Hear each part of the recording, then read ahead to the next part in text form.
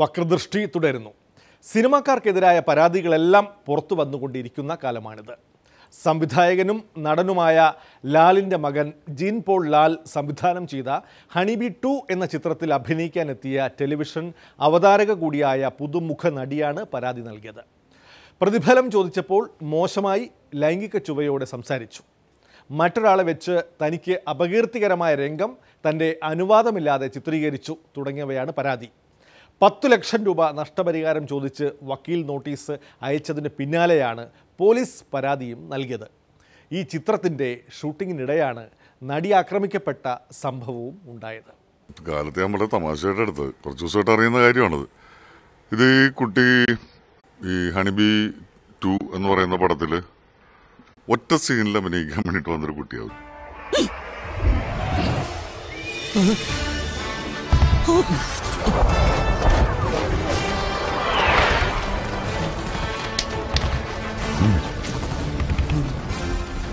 എന്താ?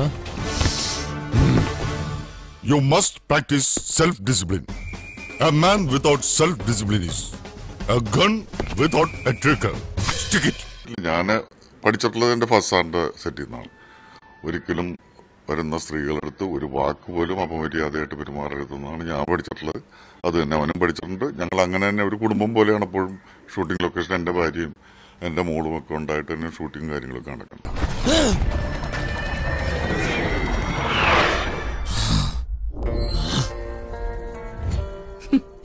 നിന്റെ ഒരു കളി അവിടെ നടക്കില്ലടാ മോനെ. നിന്നെക്കാളും അലമ്പന നിന്റെ അപ്പച്ചൻ. ഇവിടെ വിളിച്ചത് ബാസി വഴിയായിട്ട്. ബാസിയുടെ നമ്പർ ഉണ്ടായിരുന്നു, ബാസിക്ക് അറിയാമായിരുന്നു. ബാസി വിളിച്ചിട്ട് അങ്ങനെ വന്നു, കണ്ടിട്ടൊക്കെ പോയി.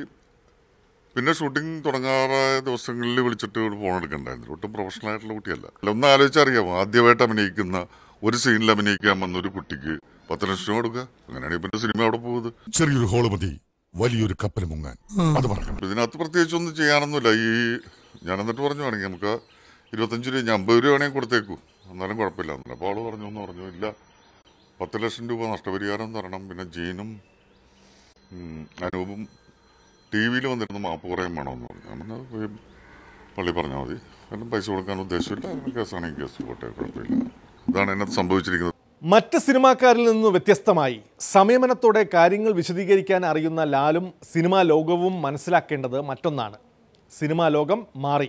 അഭിനയിക്കാൻ പുതുതായി വരുന്നവരിൽ ഭൂരിഭാഗവും വിദ്യാസമ്പന്നരും സ്വതന്ത്ര വ്യക്തിത്വമുള്ളവരുമാണ്. സിനിമയിൽ വനിതാ കൂട്ടായ്മയൊക്കെ ഉയർന്നു വരുന്ന കാലം. നടിയെ അഭിനയിപ്പിച്ച ശേഷം ഡ്യൂപ്പിനെ വെച്ച് മോശമായ സീൻ കാണിക്കുന്നതൊക്കെ ഇനി നടന്നുവെന്ന് വരില്ല. അഭിനേതാക്കളുമായി വ്യക്തമായ കരാറിൽ ഏർപ്പെടേണ്ടതിനെക്കുറിച്ചൊക്കെ സിനിമാ പ്രവർത്തകർ ആലോചിക്കേണ്ടിയിരിക്കുന്നു. ഇവള് കാറിൽ വന്ന് ഇറങ്ങുന്ന ഒരു ഷോട്ട് എടുക്കാനുണ്ടായിരുന്നു. ഷോട്ടല്ല, ഇറങ്ങുന്നു, ആസിഫൊക്കെ ചെന്ന് സംസാരിക്കുന്നു എന്നൊക്കെ പറഞ്ഞ സീനുണ്ടായിരുന്നു. അപ്പോൾ അതെടുക്കാൻ വേണ്ടിയിട്ട് അവിടെ ലൈറ്റ് പാപ്പ ഈവനിങ് ആയിക്കൊണ്ടിരിക്കുന്നപ്പോൾ ലൈറ്റ് പോകുന്നു. ഇവളെ വിളിക്കാൻ വേണ്ടി ചെന്നപ്പോൾ ഇവള് പറഞ്ഞു ഇല്ല ഞാൻ ഒട്ടും കംഫർട്ടബിൾ അല്ല എന്ന് പറഞ്ഞു. അപ്പോൾ ജീന് അല്ലെങ്കിൽ തന്നെ ഇത്തിരി ദേഷ്യത്തിലായിരുന്നു, കാരണം ഇവളുടെ പെർഫോമൻസ് വളരെ മോശമായിരുന്നു. അപ്പോൾ ജീൻ പറഞ്ഞ് കംഫർട്ടബിൾ അല്ലെങ്കിൽ ഒരു കാര്യം ചെയ്ത് പോയിക്കൊള്ളാൻ പറഞ്ഞു.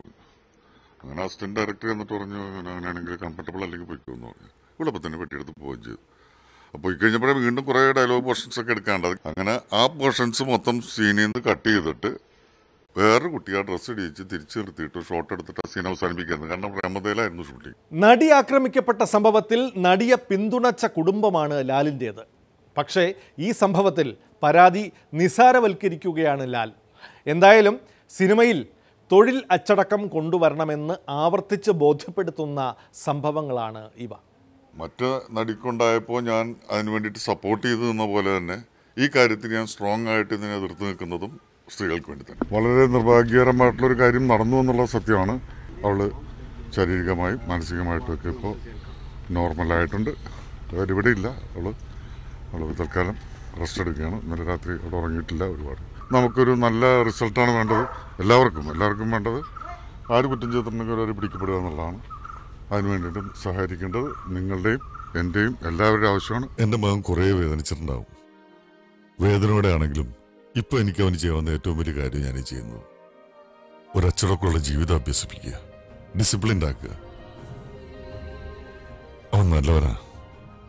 എനിക്ക് അവൻ്റെ ഒരുപാട് പ്രതീക്ഷയുണ്ട്. ജീന് നിലവിൽ ഇപ്പോൾ എവിടെയാണ്? ജൻ ഇവിടെ ഉണ്ടായിരുന്നു, ഇപ്പോൾ പുറത്തോട്ട് പോയതാണ്, കുറച്ചേരത്ത് പുറത്തോട്ട് പോയതാണ്. വക്രദൃഷ്ടിയിൽ വീണ്ടും ഇടവേള. മഞ്ഞക്കടമ്പന്റെ പുതിയ നമ്പർ ഇടവേളയ്ക്ക് ശേഷം. അല്ലെങ്കിൽ കേരള യൂത്ത് ഫണ്ട് കിഴങ്ങ് വർഗം കഴിച്ച് ജനങ്ങൾ ജീവൻ രക്ഷിക്കണമെന്ന്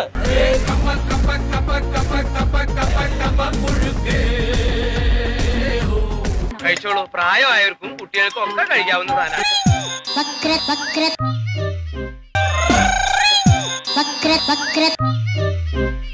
വീണ്ടും വക്രദൃഷ്ടിയിലേക്ക്. യൂത്ത് ഫ്രണ്ടുകാരും അവരുടെ നേതാവ് സജി മഞ്ഞക്കടമ്പനും സമരപരീക്ഷണത്തിൻ്റെ കാര്യത്തിൽ PC തോമസിനെ കടത്തിവെട്ടി മുന്നേറിക്കൊണ്ടിരിക്കുകയാണ്. അവശ്യ സാധന വിലവർധനയിൽ പ്രതിഷേധിച്ച് കായികനികളും കിഴങ്ങുവർഗ്ഗങ്ങളും കഴിച്ച് ആദിമവാസികളാകാനാണ് മഞ്ഞക്കടമ്പൻ്റെ ആഹ്വാനം. കപ്പപ്പുഴുക്ക് വിതരണം ചെയ്ത് ആഹ്വാനം നടപ്പാക്കുകയും ചെയ്തു മാണി യൂത്ത് ഫ്രണ്ടുകാർ.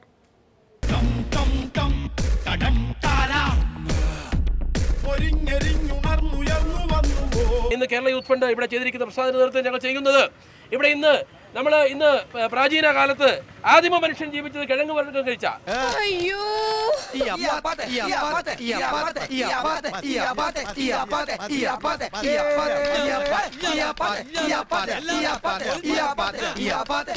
ഇന്ന് അരി വാങ്ങിച്ച് ഇവിടെ നമുക്ക് ഭക്ഷണം കഴിക്കാൻ സാധിക്കുന്നില്ല. അരി വാങ്ങിച്ച് ഭക്ഷണം കഴിക്കാൻ സാധിക്കാത്തതുകൊണ്ട് ജനങ്ങൾ ഇനി കിഴങ്ങ് വർഗ്ഗത്തിലേക്ക് നീങ്ങണമെന്ന് മെസ്സേജ് കൊടുക്കുവാൻ, അല്ലെങ്കിൽ കേരള യൂത്ത് ഫണ്ട് കിഴങ്ങ് വർഗ്ഗം കഴിച്ച് ജനങ്ങൾ ജീവൻ രക്ഷിക്കണമെന്ന്, ജീവൻ സംരക്ഷിക്കണമെന്ന് ആഹ്വാനം ചെയ്തുകൊണ്ടാണ് ഇന്ന് ഞങ്ങളുടെ കിഴങ്ങ് വിതരണം, അല്ലെങ്കിൽ കിഴങ്ങ് ഇവിടെ ഞങ്ങൾ വിതരണം ചെയ്തുകൊണ്ടാണ് ഈ പരിപാടി ഇവിടെ നടത്തുന്നത്.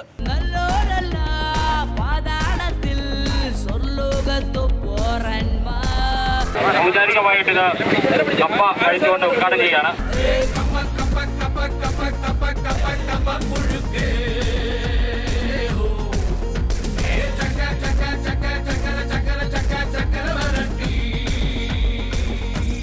പ്രാചീന കാലത്ത് ആദിമ മനുഷ്യൻ ജീവിച്ചത് കിഴങ്ങ് വർഗ്ഗം കഴിച്ച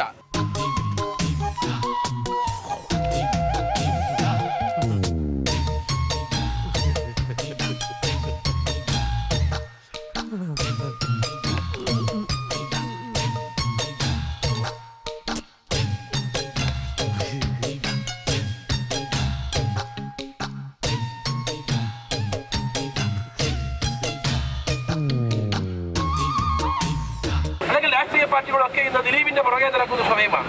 ദിലീപിന്റെ പുറകെ നടക്കുമ്പോൾ ഇവിടെ അരിയുടെ വില 52 രൂപ 50 പൈസ എന്ന് കേരളത്തിലെ ജനങ്ങൾ മറന്നുപോയി, അല്ലെങ്കിൽ ഭരണകൂടം മറന്നുപോയിരിക്കുന്നു.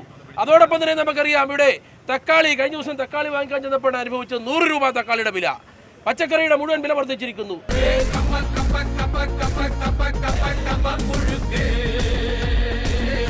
ഉണ്ണിമധുരം ഇനി ആർക്കാ ഉണ്ണിമധുരം വേണ്ടത്?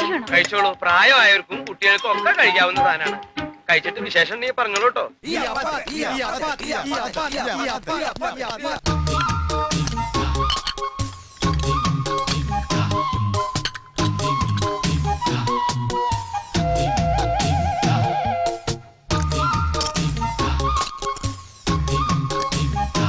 കേന്ദ്രം ഭരിക്കുന്ന BJP പറഞ്ഞത്, ഞങ്ങൾ അധികാരത്തിൽ വന്നാൽ ഇവിടെ അച്ഛാദിനുണ്ടാവും.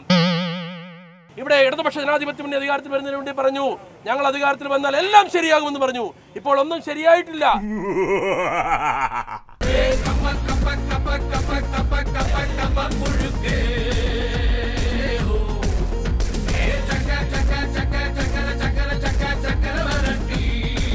ഇവിടുത്തെ ജനങ്ങൾ പട്ടിണി കിടന്ന് മരിക്കാൻ പോകുന്ന സാഹചര്യം ഉണ്ടായിട്ട് കേന്ദ്ര സംസ്ഥാന ഗവൺമെന്റുകൾ, ഭരണാധികാരികൾ അവർ കണ്ണടച്ചിരുട്ടാക്കുന്നു. അവരുടെ കണ്ണു തുറപ്പിക്കുവാനാണ് കേരള യൂത്ത് ഫണ്ട് പ്രതീകാത്മക സമരം നടത്തുന്നത്. ഏതാ ചെറുപ്പക്കാരൻ?